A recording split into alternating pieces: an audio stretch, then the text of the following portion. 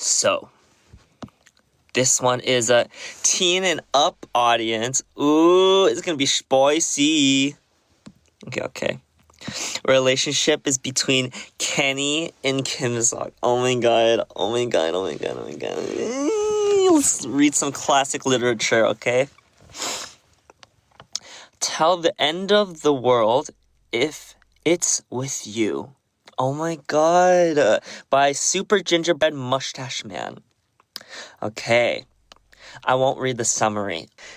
It all began normally. The U.S. tour was finally over, at least part of it. Nathan, Kenny, and Aito, as well as the rest of the crew, could finally return to Korea. The boys had finished picking up their luggage and were heading towards their exit. Sok and Hyuk are waiting for them outside in the car. They came alone, surprisingly.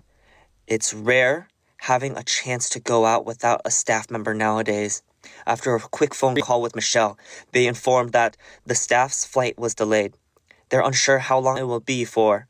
So, in the meantime, they can head home and come back for them once they arrive. As they head towards the car, Kenny, Nathan, and Aito are conversing with each other, chatting about what they are going to do once they arrive home. That is, until a loud crash interrupts them, preceded by a loud scream. In a matter of seconds, chaos erupted. Pushing, shoving, screaming, running, everybody was panicking.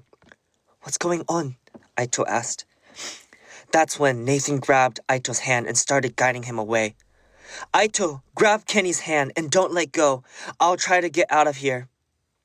Kenny, yelled Nathan. Carrying their luggage while fighting through an unpredictable crowd was a difficult task. It was only a matter of time before something went wrong. Someone knocks into them hard, shoving all of them to the ground. Their luggage scattered. Clothes covered the floor. Clothes covering the floor. "My clothes!" Kenny yelled. "We don't have time. Where's Aito?" said Nathan, while grabbing Kenny's arm and lifting him up. Grabbing his arm and lifting him up. Is Nathan that strong? Okay. Aito is nowhere to be seen. Aito! It's too crowded. We won't be able to find him like this. We need to go somewhere less crowded, said Nathan. Yes, the situation. Kenny looks back and yells, "Aito, we're heading outside. Come meet us at the car." Aito's body hurt. He was the one who took the most impact from the hit. Still dazed, he looked around and saw Kenny's clothes getting stepped on. Oh my god, not my clothes. My clothes. Oh, and also poor Aito, but my clothes. How dare they step on my clothes? If he didn't move quickly, he would be trampled soon. He looked around for any sign of Kenny and Nathan, but saw nothing. They're probably being shoved towards the opposite direction. He has to find them soon. Whatever is happening now can't be good. While fighting his way through the crowd, he sees something being kicked on the ground. Wait, is that Hubert? He's suffering the same pain himself. Aito fights his way through the crowd and tried to reach him, but every time he is about to grab him, someone kicks him away. No!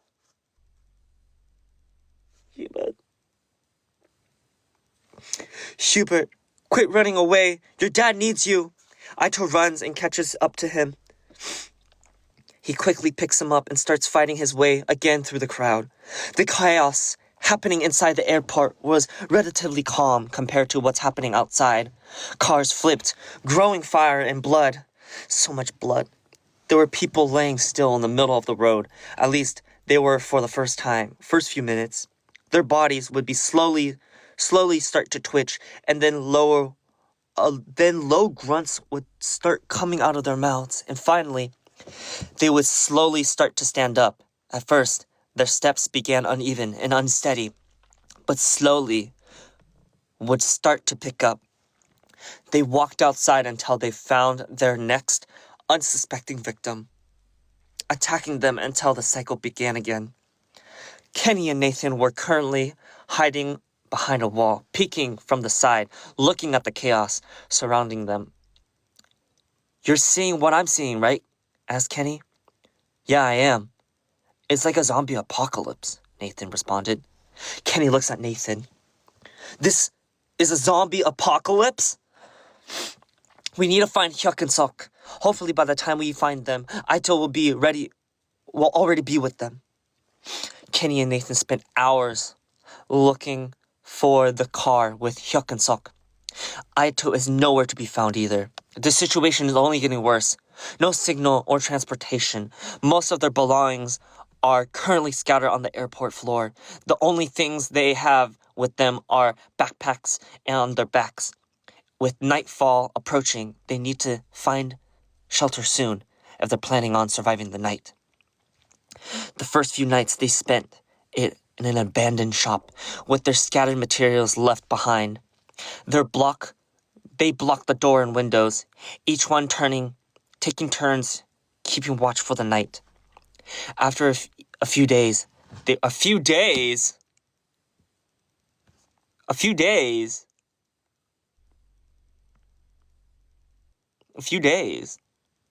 Also, where is the love between me and Yobo?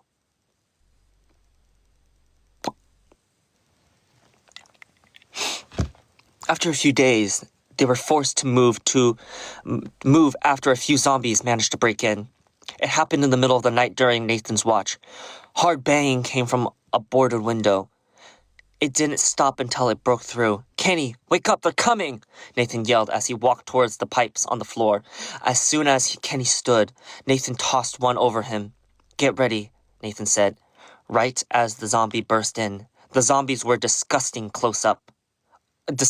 close. Their flesh was starting to rot. The smell was unbearable. The first one threw itself towards Nathan. On instinct, Nathan swung. We probably smell the same, though. If it's been a few days, we both are gonna smell. Okay. On instinct, Nathan swung the pipe towards its head, hard enough to break its skull. An instant kill.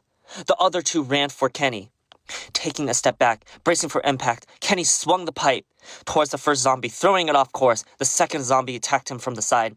Kenny used the strong pipe to block. The zombie was strong. He felt himself being pushed back. He didn't know how much longer he could hold. Luckily, Nathan came in and shoved him off. I can handle two zombies. I'm strong. Okay. This gave Kenny a second to regain himself and attack the Okay. I see. Regain himself and attack the second zombie coming towards them. The fight was quick. The hot adrenaline still running towards their system. They grab their bags and leave. Hiding in the woods is so bad. It's better than the city, Aito thinks. He's been out here a few days. It's quieter and safer. There's been a few zombies here and there, but there's no need to engage with them. As long as you keep quiet, they won't know that you're here. At least, Aito is not alone. Oh shoot, Aito. These past few weeks have been him and Hubert against the world. He's grateful for that. After being separated from Nathan and Kenny, he had not found Hubert, he would have spent his entire time alone. Hubert, an excellent listener. At night, when they can't fall asleep, Aito talks about his past, his friends, family, his hopes and dreams. They both like to share, though Hubert not as much. Hubert has seen Aito at his lowest point. He's seen how Aito would have panicked when he got caught up in his head thinking Kenny and Nathan abandoned him, or he felt like there was no point in fighting anymore. The responsibility of keeping them alive falls mostly on Aito. So, when an emotionally difficult moment for Aito happens, Hubert is more than happy to offer a hug and listen. I think we should go, said Kenny. Kenny and Nathan are messing with the radio they found in a borrowed apartment. It's been a few weeks since they moved in after being chased out of the store. Kenny, we barely survived last time. There's no way we'll make it out the company alive, threw back Nathan. So what? We can stay here and starve? Exactly. We'll need to go out eventually for food, so not to look while heading back to the company. How do you know they're still alive? We spent hours looking for Aito and we never found him. So you're saying we should just give up?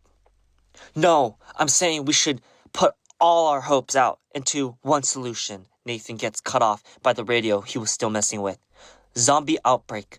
Stay indoors until further notice. I repeat, stay indoor until further notice. You see? Nathan pointed. Kenny just looked at him, unamused. I feel like the roles are reversed. I'm usually the one that says don't go out, and Nathan would be the one that goes out. Okay. After a few nights in the woods, the woods? When were they in the woods? Ito and Hubert returns to the city. It'll take about a day and a half to get back to the company by foot. Most of the traveling happens during the day. Zombies are more active at night. Either way, he still can't let his guard down. The past few days, Ito took the advice Hyuk once gave him. If he ever had to sleep in the forest, sleep inside a tree or climb on top of it. Now that he's in the city, Hyuk advice won't apply as much here. Tonight, he will sleep inside a car. By his luck, the owner didn't lock the car when they abandoned the vehicle. When the morning came, he woke up refreshed and energized, energy he hadn't felt in a while. Ito takes a moment to look at his surrounding. No zombies visible at the moment. As he's exiting the car, he said aloud, "This is the best night's sleep I've ever had in a while. Even better than those hotel rooms back in the US. He takes a moment to examine a car. Honda Civic, huh? No wonder Kenny wants to name his child that. On the other side of the city, inside the C&B building, Hyuk, Sok, and the staff members are currently in a heated argument. "No, absolutely not. Neither of you will be going outside," yelled the staff member. "We can't sit here and do nothing," Hyuk yelled back. "How many people have volunteered to go out there to look for them already? None of them have come back. We have put the lives of 10 people in danger just to save 3. Kenny, Nathan, and Ito are our family. And the others aren't? What makes them more important than the rest of us? Stop treating us like servants and start treating us like with respect we deserve." Hyuk walked out at the last statement. He never thought one life was worth less than the other. But you can't blame him for wanting to save his brothers. He hates that it's them going out there. They're right. They shouldn't be the ones going out there. Hyuk burst his room door open and grabs a backpack, stuffing it with food and anything that can be useful. They came back angry with him all they want, but he's not letting his family die out there. "What are you going to do?" Hyuk turned around. Sok is leaning at the doorframe. "I'm going out," he says while continuing to pack. "Out there?" Sok walked towards him. Hyuk looked at him. I will not sit idly while our friends are out there fighting for their lives. You can't go out alone. Are you going to stop me? No, I'm going to join you. Baby's coming to save me. Oh my god. Sneaking out was hard, but not impossible. Since everyone thinks they're mad, they're left alone for a while to let them cool down. It'll take a few hours before anyone realizes they're gone. Once they snuck out, they realized neither of them had seen the outside since the day at the airport. Everything looks worse than they remember. The streets are empty, almost like a ghost town. It makes Hyuk and Sok regret their decision even more. They should have never left the airport that day. It's not like they had a choice. A livid person had thrown themselves against Sok's window, banging over and over, trying to break the window. Their appearance was not entirely human. Bloodshot eyes, blood dripping from their necks from where they were recently bitten. You could tell it happened recently. The shriek it made was terrifying. It made Sok and Hyuk scream in terror. Sok didn't waste any time putting the car in drive. He floored it outside of the parking lot. The original plan was to lose the creature and drive back to pick up the rest of their friends. He didn't expect to find the outside to be worse. Back there was only one out of hundreds. That's when they knew it was a matter of survival. Sok spun the car around, but was blocked from going any further, a barricade caused by crashed cars and dead bodies. They drove around hoping for a way back with no luck. In the end, Sok and Hyuk decided to go back to their company. The people there could help them find a way to reach their friends. At least they thought. It's been a month and no progress. Sok and Hyuk have been out there for 2 days. It hasn't been a pleasant experience. Hyuk's glad he's not alone. He's not happy Sok is putting him himself in danger by coming with him, but he appreciates the gesture. They're currently on higher grounds. They heard some growling noise from a distance and decided to keep it safe. They'll continue from up here and until they deem it safe to continue again. Did you see that? Hyuk asked. It's a person. Someone was running, weapons in one hand, child in the other. They're catching up to him, Sok whispered. The boy turning around and swing his weapons in time to stop the zombie from grabbing him. He swings again, hard, knocking another zombie off its course. I think it's Aito. Despite how small he looks, that boy has strength. He has no problem taking down the zombies with only one arm. The boy takes a moment to look at the child in his arm. Are you okay? There seems no visible injuries. He sighs in relief, then continues on his way. Did you see that? He took those zombies down like it was nothing, Hyuk said excitedly, but Sok wasn't paying attention. He kept looking at that child in the boy's arm. Those eyes, he's seen them before. He knows them like the back of his hand because he has a pair just like them. He distinctly grabs the ring around, oh my god, his neck. The one that Kenny gave him before he left for the U.S. They're married, I knew it. A promise of forever. He had a son. Kenny had told him he had a son. He just hadn't had the chance to see him yet. Oh my god. An unexpected pregnancy. He never seen his son. Oh my god, no. He never expected this was how he was going to meet his son for the first time. Without looking away, Sok points and whispers, that's him, that's my son. What? Hyuk takes a closer look at the boy down there. Sok doesn't wait for him to figure out. He just gets out there. He just needs to get down there right now. Aito exhausted. He can't keep up. Not when he's so close. Aito! He hears yelling from a distance. Aito! Aito runs towards them, colliding into bone-crushing hugs. Hyuk grabs Aito's shoulder. We saw you fight those zombies from the rooftop. You were amazing. Hyuk pulls him into another hug. I'm so glad you're okay. Is that? He asked quietly. Sok asked quietly. Hyuk releases Aito. Aito turns to Sok, gives him a soft smile, and introduces him to his son. This is Hubert. Sok extends his arm, and Aito passes Hubert to him. The look Sok gives to Hubert, his heart feels like it's going to explode. He's got my eyes, Sok said. Once they returned to the company, they were bombarded by the staff. Where have you been? Do you know how worried we were? Are you hurt? They abruptly cut off once they were noticed who else came with them. Aito, they all yelled out. We found him being chased by zombies. Don't worry, he's safe, Hyuk said. Aito nodded to confirm. Now that Aito is back, we just need to find Kenny and Nathan, Sok added. Aito turns to them. They're not here? Sok nods. We're hoping they will be with you. I guess we have to come up with a plan to bring them home, Hyuk said confidently. I didn't finish it, but there's more for the story. I just have to go to the airport. I like it. Pretty cute. I like it. This is how he meets his son. Oh my god.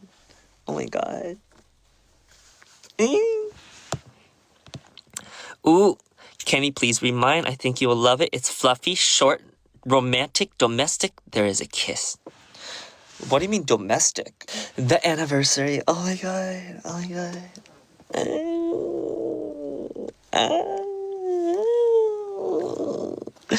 Okay.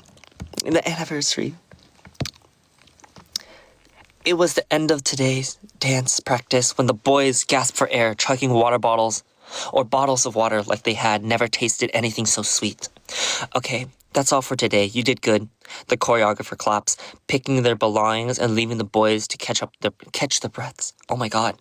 Nathan's laying on the floor in the middle of the room, his chest rising and falling rapidly. My legs hurt so much, Hyuk complains, fanning himself with some random piece of paper he found on the side.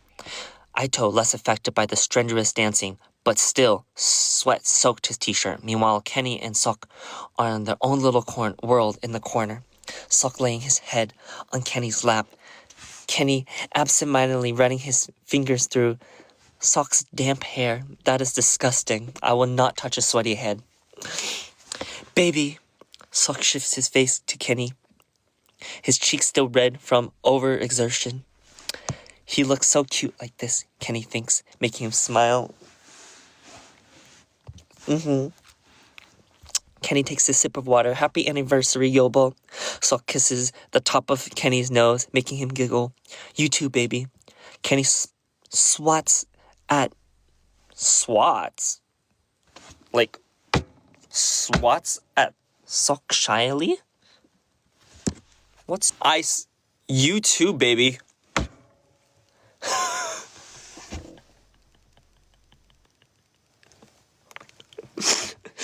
Oh my god, that's crazy. Are you sure it's swats?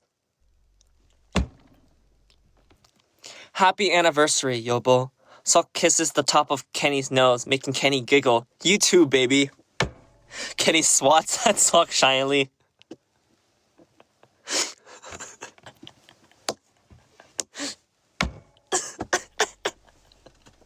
He goes, ugh.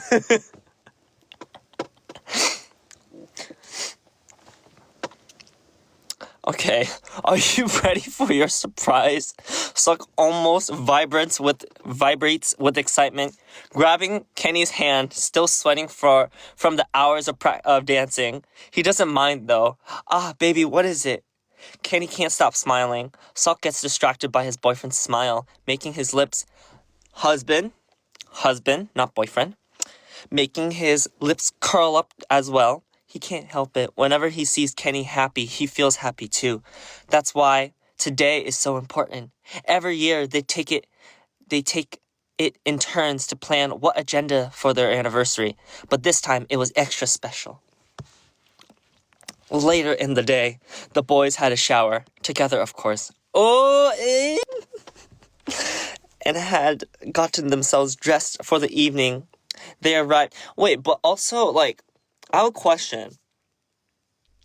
If two people are showering with each other, like, practical.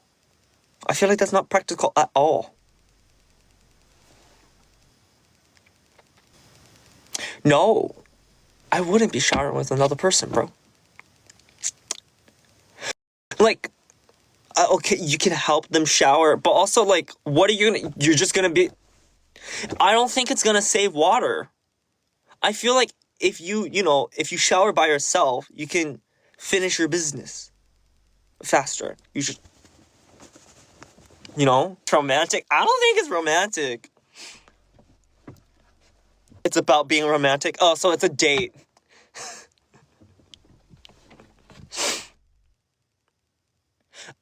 It could be romantic, but also romantic things can be safe too. So I don't recommend. That's not romantic. Okay.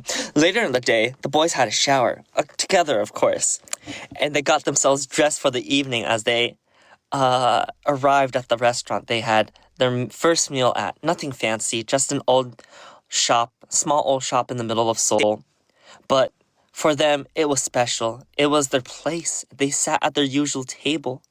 A little, too overdressed for their surrounding, but hey, it was their anniversary, why not? Kenny runs his thumb softly across Sok's knuckles.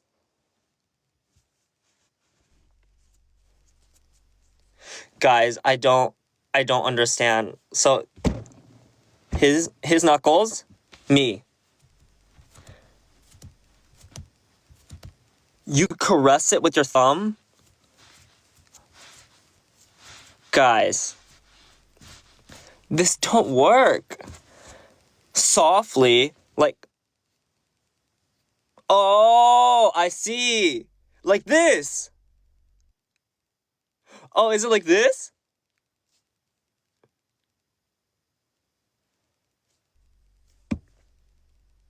Is it? Oh, I got it. Oh.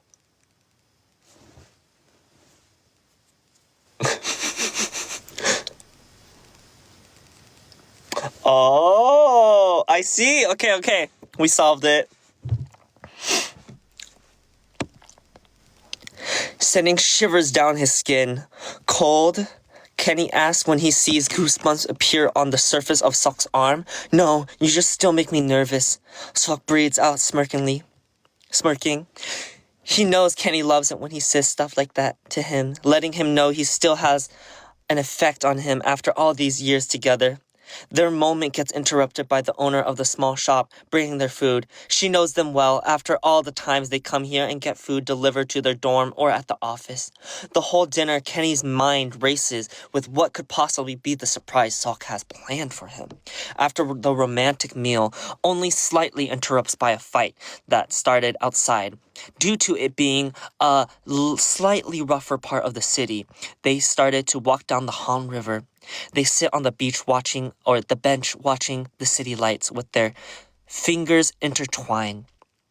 Sok's shoulder being perfect pillow for Kenny's head. It's true. Kenny, Sok whispers against his boyfriend's soft hair. Yes, my love, Kenny mumbles, enjoying being in their own little bubble, just the two of them in the world. Have you ever thought about marriage? Sok says carefully, scared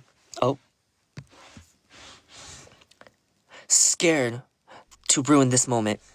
Kenny said, sits up with their face so close they feel each other's breath mingle with their Their faces so close they feel the other's breath mingle with theirs. That sounds disgusting. Like breathing. Okay, you know what? I'm just not the romantic type, am I? Okay. Where am I? Both boys, heart thumping in their chest but in sync. Sok looks worried that Kenny has not said anything for what feels like 15 minutes for him, but has only been a couple seconds for the rest of the world. He lets out a shaking breath before starting. His words became completely forgotten when he feels Kenny grab him by either side of his soft jaw, crashing their lips together, their breath and saliva mixing beautifully. Maybe Kenny isn't mad. After a few seconds, Kenny pulls back, resting his forehead on Sok's, giving him a little peck in between each word. Of course, I want to marry you, my love. Nothing would make me happier. Sok smiles against the little kisses. When we go to America, let's do it there, in your hometown. Sok gazes into Kenny's sparkling eyes, his own blurring with happiness. In that moment, they truly are the happiest people in the world. The end. Yay! Oh my god. I'm so happy. Well, guys, of course he's gonna know. Of course, he's married. We got the visa. He's married. Oh my god. Next one. Ooh. Accidental date. Okay. Gravity between us. A universe fanfic. Okay, another one. Chapter 2. Kenny barely slept. Kenny barely slept. After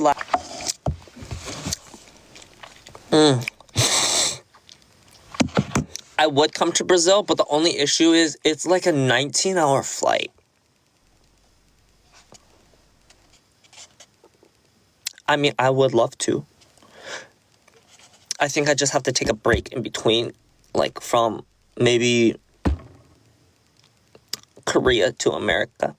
And then I'll rest over there for like 2-3 days, do a little bit of activity, and then go to Brazil.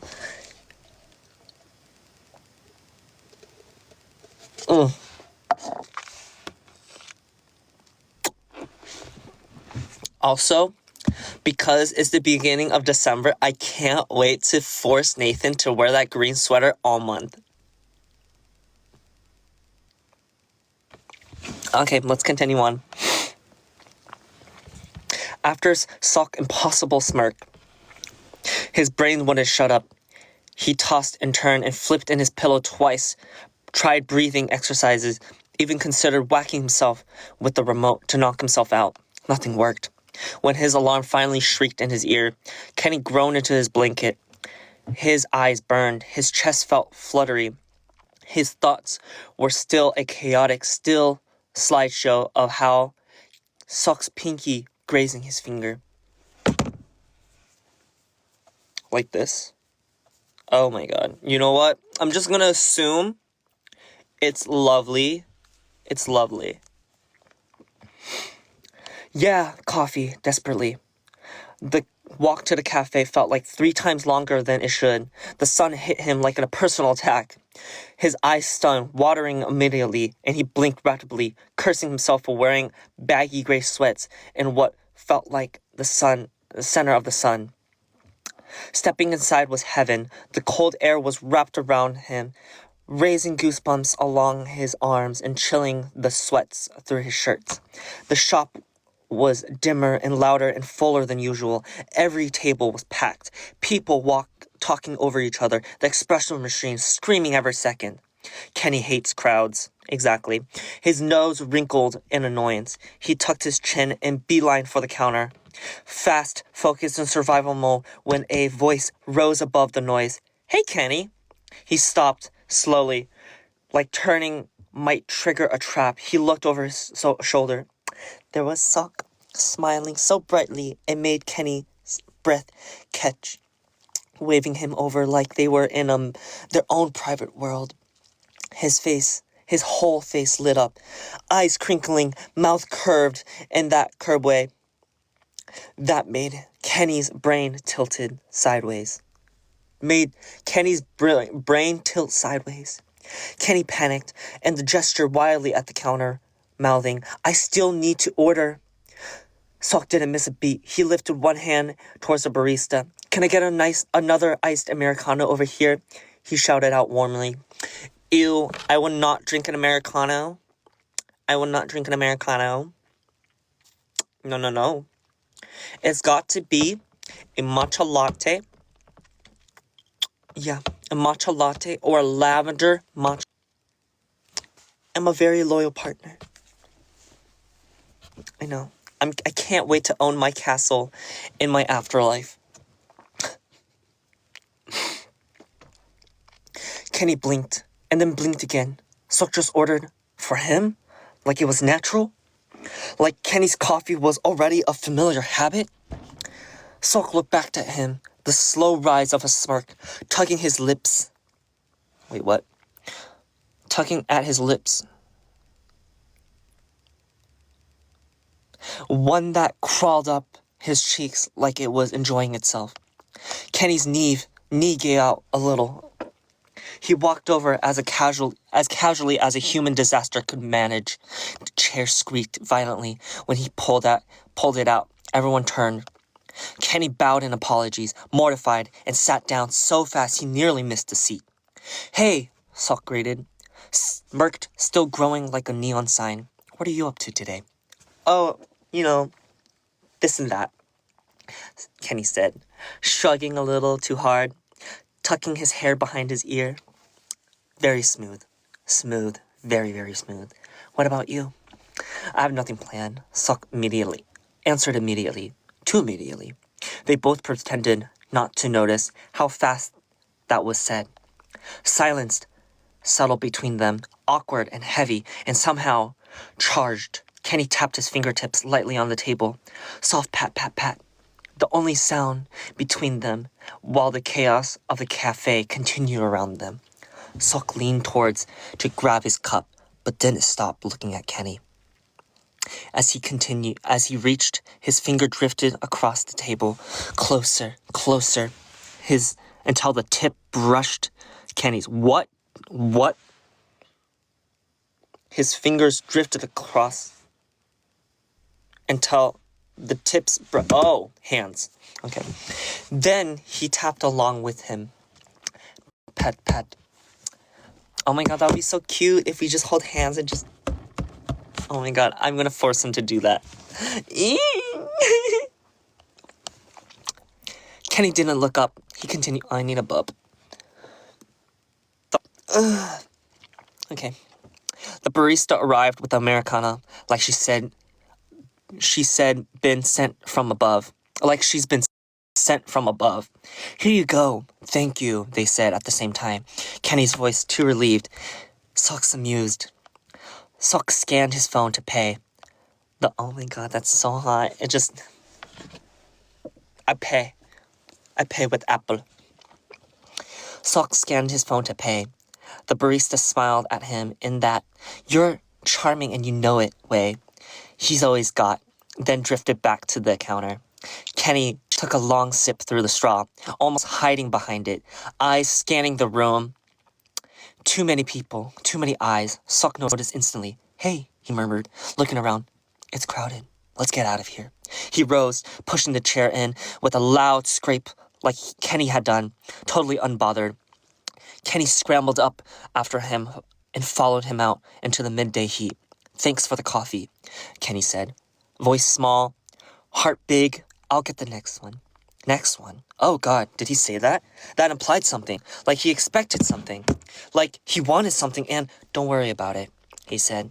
He pointed towards the walking path by the Han River. It's nice. It's nice out. Let's go for a walk. Kenny wasn't sure if he was sweating and if the sun from the proximity to Sok or both, but he followed. Sok glanced at him, noticing the silence, then suddenly burst out laughing. Kenny jumped.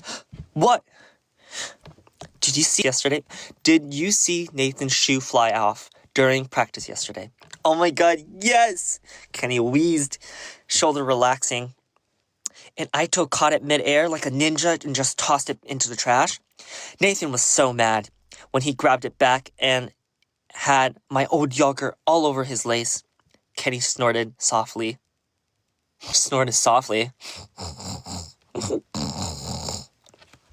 Okay. Then they both froze mid-laugh at Kenny's snort, then erupt even louder. Kenny reached out and swat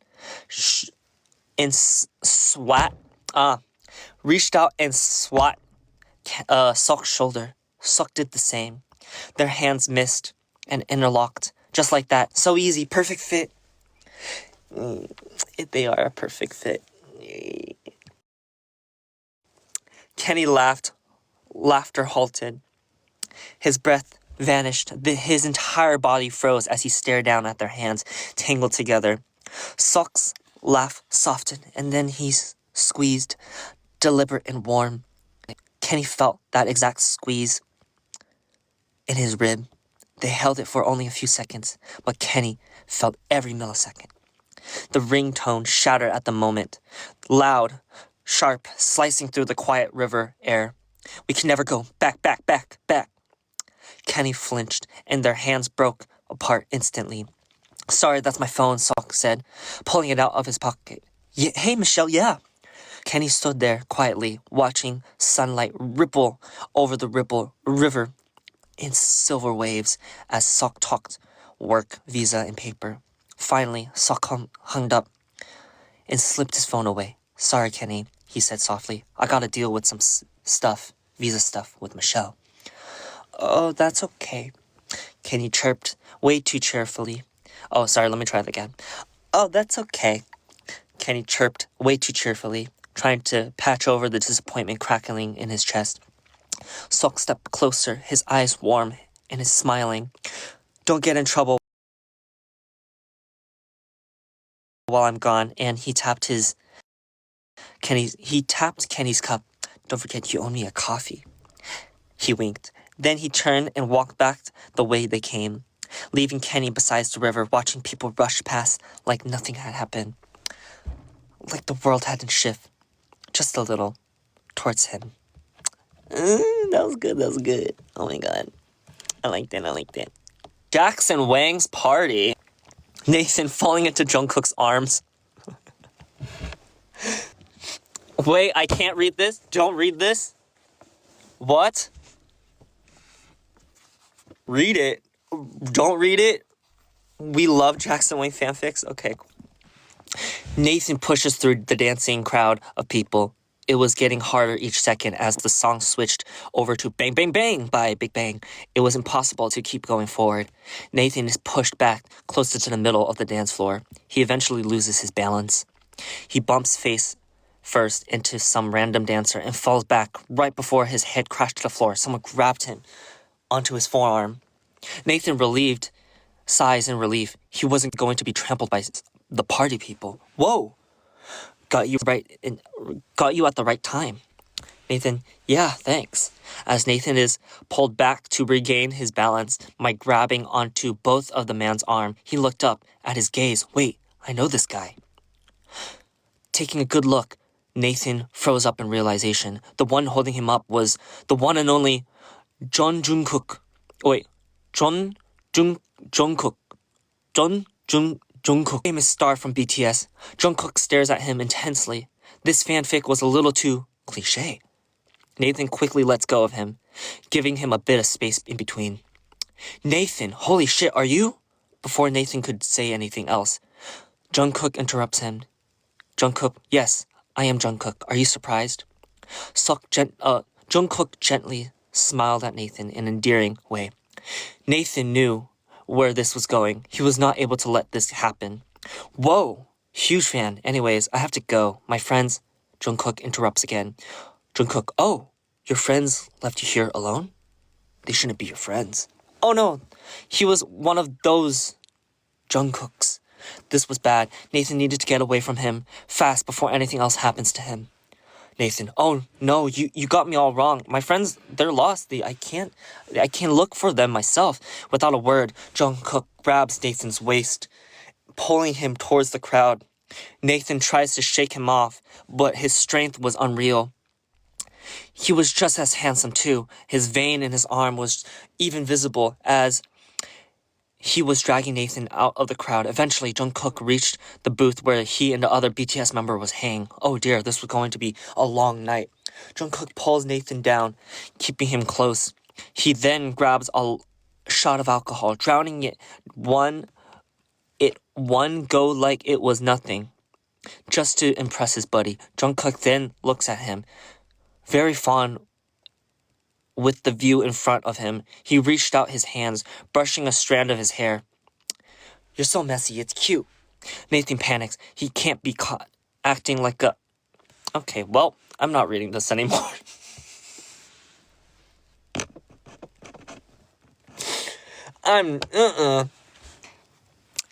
The non-date that could still be considered a date by some standards. I like this.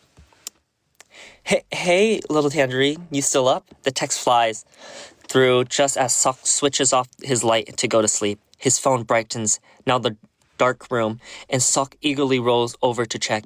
Yeah, what's up? Do you want to watch a movie with me tomorrow? Sok breathes,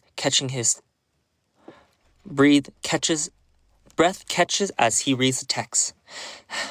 He has to manually inhale and exhale for a minute. Sure, I'm free today. Cool. I'll pick you up at 3, and we can get dinner together after. Because it did the 2 dots and the D, so yeah. Socks thumbs up the message before hugging his phone to his chest. Oh my god, like this. Oh my god, I knew it. He loves me. He loves me. He is mind racing with tomorrow's possibility. Frankly, he is a little nervous about Kenny picking him up. More importantly, he's scared of being dropped off. What if he is silly and invites Kenny in? What if he gets a little too ahead of himself? Sok rolls over and stares into the dark abyss of his closet. Whatever happens, happens. It's been a week since they first met, and it's been almost non-stop texts from Kenny. They usually dwindle off towards the night since Kenny seems to sleep early, but this sporadic text made his heart flutter a little. As well as the text from Kenny, a text the person who was his date lights up his phone. Sok barely glances at the notification, and he knows what it says. Are you free tomorrow? I want to talk. What a mood killer. He swipes left to delete the notification and hopes that this text will be the last. But it's been like this every single day since he stood up. So he highly doubts that. Sok pushes thoughts of that person to the back of his mind. There's another person. He's dating another person? Sok pushes the thought of that person to the back of his head. What's the matter right now? Is the person saying this tomorrow? Is the person he's seeing tomorrow? Sok wasn't sure what he was experiencing when Kenny said he would pick him up, but it definitely wasn't this. Kenny a few minutes late, which surprised Sok since his apartment is in the middle of what essentially a maze. Kenny is practically skipping up to the front steps of Sok's apartment. He's clutching an umbrella 3 times larger than himself and soaking wet. His hair is dripping buckets, his shirt clinging to his frame. The whole scene makes Sok break down in uncontrollable laughter. Oh my gosh, what happened? Sok managed to get out between laughs. Like, oh my god, what happened? Like that? Okay. I stepped off the bus and boom, someone decided to dump a bucket of water on his head. Not once, not twice, but 3 times. He exclaims, becoming increasingly animated and flapping his arms like, oh my god. 3 times he exclaims, becoming increasingly animated and flapping his arms like a chicken. I liked how I did my hair too, he defeatedly adds under his breath. Something about the combination of Kenny's radiant smile and him being comically sopping wet makes Sok's intestines forget how to function. Do you want to come in and dry off? Sok offers, finally getting a grip on his thought and intestines. For the first time, Kenny seems slightly abashed and can't meet Sok's eyes. If that's alright with you. Sok guides Kenny into the building. Kenny's shoes quacking like a little duck and leaving wet footprints behind them. Kenny definitely didn't anticipate the afternoon going this way. I hope I didn't ruin it for him. Sok's apartment is tidy, almost frustratingly so. To Kenny, it feels like if he so much as nudged a rug out of place, he would get kicked out. The quack increased as Kenny slipped off his shoe in the entryway. You can sit here for a second. I'll get you fresh clothes and a towel, Sok says, rushing to his room. Kenny, a little scared of getting the couch soaked, stand awkwardly in the kitchen, rocking back and forth on his heels. The kitchen counter reminds him of nails he worn the previous week.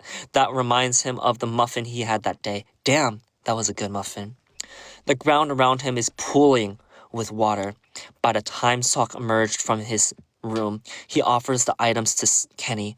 A small pile of neatly folded clothes and the fluffiest towel Kenny has ever laid his eyes on. You can go to the shower, Sok points Kenny into the direction of the bathroom. Kenny obliges, carefully walking so, minimizing the footprint from his soaking socks. Once inside, Kenny carefully peels his clothes off like his skin. It's like 20 pounds have been lifted off his shoulders, and he can finally stand up straight again. The autumn winter did not do him justice and evaporates the water away. 2 crisp knocks at the door jolts Kenny out of this bliss. Kenny, Sok calls him from the other side. I can take your clothes up and hang them. Kenny scrambles to wrap a towel around his waist before he gathers waterlogged clothes and opens the door. 2 seconds later, Sok has whipped around, one hand outstretched behind him for Kenny's clothes and the other over his eyes. Even from behind, Kenny can see that Sok is bright red. This is exciting. What? Kenny teases. It's not like you can't see anything. Just give me the clothes. As soon as the door clicks shut, Sok can breathe again. He beelines to the balcony to hang up Kenny's clothes. He urges to touch grass, temporarily satisfied by the fresh air. His apartment may be tidied, but on the inside, he is absolutely wrecked. Kenny is here, in his apartment, showering.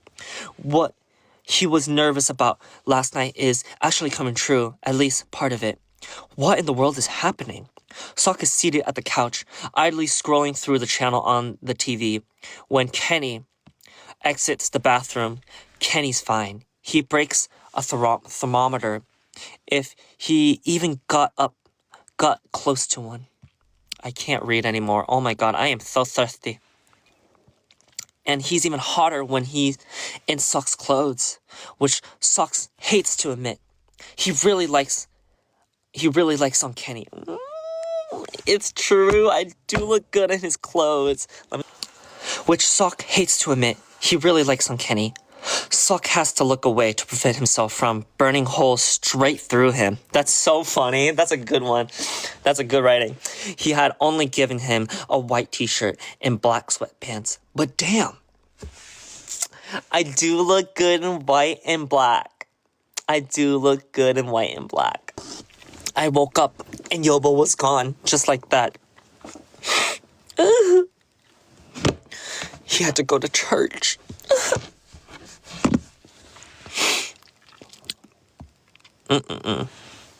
Sok is seated at the couch, idly scrolling through channels on the TV. When Kenny exits the bathroom, Kenny's fine. He takes a break. He breaks a thermometer if he even got close to one. He's even hotter when he's in Sok's clothes, which Sok hates to admit. He really likes on Kenny. Sok has to look away to prevent himself from burning holes straight through him. He had only given him a white t-shirt and black sweatpants, but damn!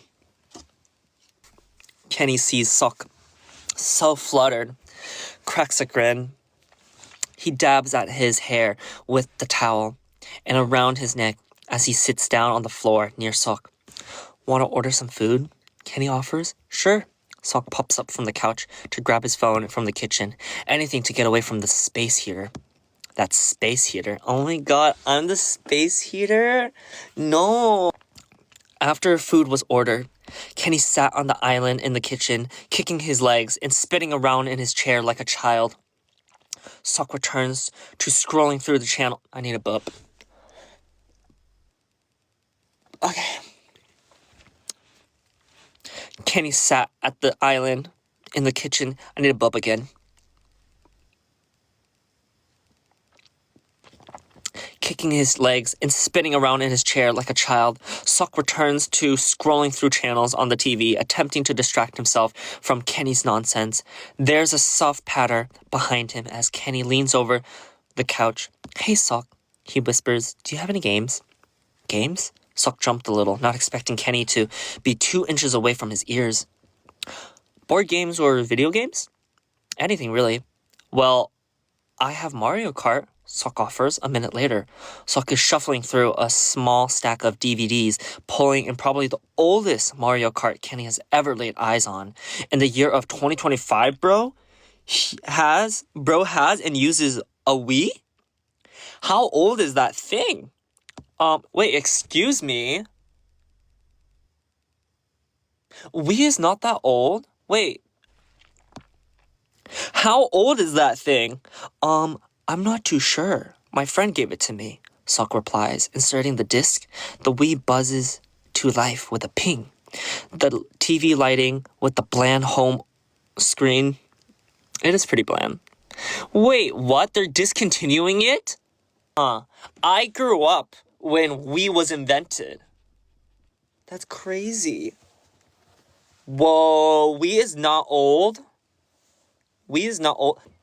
I used to play the golf one, and I would always swing it so hard that I would lose the control and it goes it flies somewhere. Whoa. Long live Wii. Long live Wii. Okay. Kenny beats Sok in 4 games before their food arrives. Granted, those were the first 4 games, and that's more of a puddle of grease. That thought had been floating around in Sok's head ever since Kenny stepped foot in the apartment. Is Kenny really okay with them skipping the movie? Yep, this is fine. It was one of those reruns that the theater does, so we can always watch it later. I always rather do something a little more meaningful, you know? Movies are a boring second date. Kenny bites attitude towards the whole situation tells Suck that... And my apartment is ruined. Oh my god. Suck. Kenny's bright attitude towards the whole situation tells Suck that it's okay to relax a bit. It's okay that the air becomes a little less dense and he can breathe easier. Then it hits Suck. Oh, this is meant to be a date? His heart rate spikes higher than the Empire State Building. Concrete, Conco, wet dreams, tomato. Nothing we can't do. Yeah, we in New York, New York. After Suck tidies the kitchen, the rest of the night is filled with Kenny talking about his random thoughts in Mario Kart. Suck beats Kenny in basically every game unless he went easy on him, even though Kenny was struggling to win. Kenny's mantra was, "I'm going easy on you," when it's clear he's not good enough to beat Suck. Damn. The walk to the bus stop is quiet. The sunset gleams over the building, setting the world in a orange and pink filter. Their shadow lays stretch across the concrete as they walk, the fallen leaves crushed under their shoes, and a chilly breeze rustles the bare branches above them. Kenny is skipping ahead of Suck, his steps buzzing with energy. Hey Suck, do you like my nails? Kenny exclaims suddenly, stopping beside the bus stop and brandishing his nails like a claw to Suck. Today, they look like a grandma's curtain, a dense floral pattern made up of red and maroon.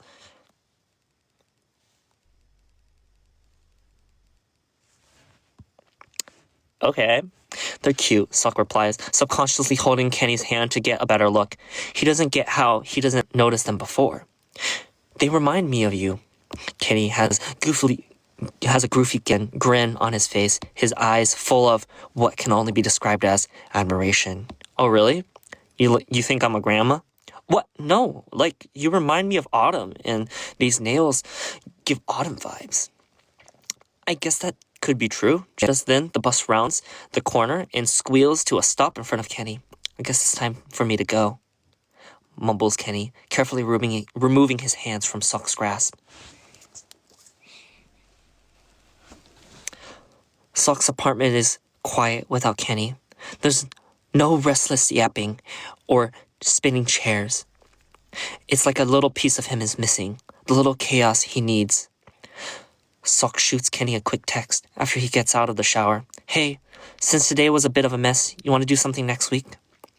He sets his phone down on his nightstand to get changed before flopping down on his bed. Just then, his phone lights up with a text from Kenny. Just marry me already. That's true. And that's how we got married. That's how we have a prenup. We're happily married with 2 kids. Yeah. Ooh, I want to read fanfic poems on our concert. We should do that. Good. I'm a reader. I'm just a reader. I know. Oh my god. That was good. How am I... I need to go clean my clothes. Everything's a mess here. Want him around like he's my piece of me. I know, we're couple goals. I can't pronounce words, okay. Yeah, that'll be all, guys. I hope you enjoyed the fanfic. Should we do more? More fanfics some days? I don't know, I'm just, yeah. Okay.